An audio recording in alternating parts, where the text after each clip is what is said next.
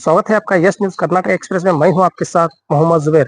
आइए आज की खबर पर नजर डालते हैं।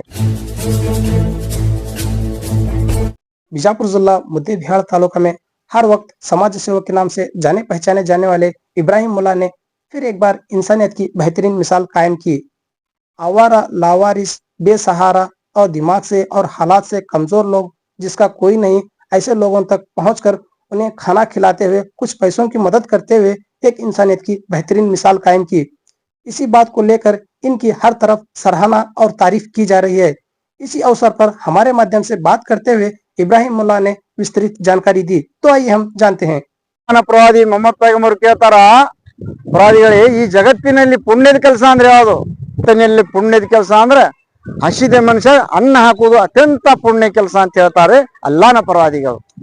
ಹೀಗಾಗಿ ನಾನು ಎಲ್ಲೆಲ್ಲಿ ನಿರ್ಗತಿಗೆ ಇರ್ತಾರ, ಬಸ್ ಸ್ಟ್ಯಾಂಡ್ ನಲ್ಲಿ, ಫುಟ್ಪಾತ್ ನಲ್ಲಿ, ಎಲ್ಲೇ ಊರಲ್ಲಿ ಇದ್ರು ಇಂಥ ಹಿರಿಯರು ಕರ್ಕೊಂಡು, ಇಂಥ ವರದಿಯರು ಕರ್ಕೊಂಡು ಅವ್ರಿಗೆ ಅನ್ನ ಹಾಕುವಂತ ನನ್ನ ತಾಯಿ ಒಂದು ಪಾಲೆ ಅನ್ನ ಹಾಕುವಂತ ಹೋಗ್ತೀನಿ. ಆ ಬಡವರಿಗೆ ಒಳ್ಳೇದಾಗಲಿ, ನನ್ನ ತಾಯಿಗೆ ಆಶೀರ್ವಾದ ಆಗಲಿ ಅಂತೇಳಿ.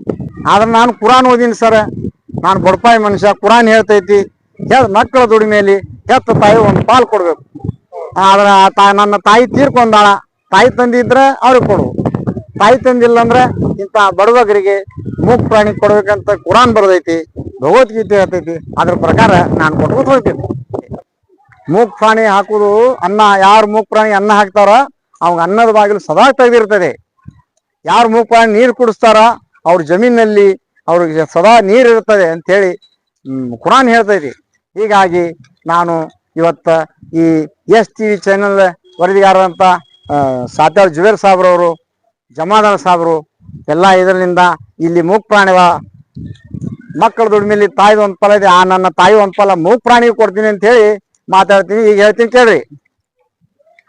ಗರುಡ ಪುರಾಣ ಹೇಳ್ತೈತಿ, ರಾಜ್ಯನು ಬಹಳ ದಿನ ರಾಜ್ಯನಾಗಿರುವುದಿಲ್ಲ, ಶ್ರೀಮಂತ ಬಹಳ ದಿನ ಶ್ರೀಮಂತನಾಗಿರುವುದಿಲ್ಲ, ಬಡವ ಬಹಳ ದಿನ ಬಡವನಾಗಿರುವುದಿಲ್ಲ. ಮತ್ತೇನಿರ್ತೈತಿ?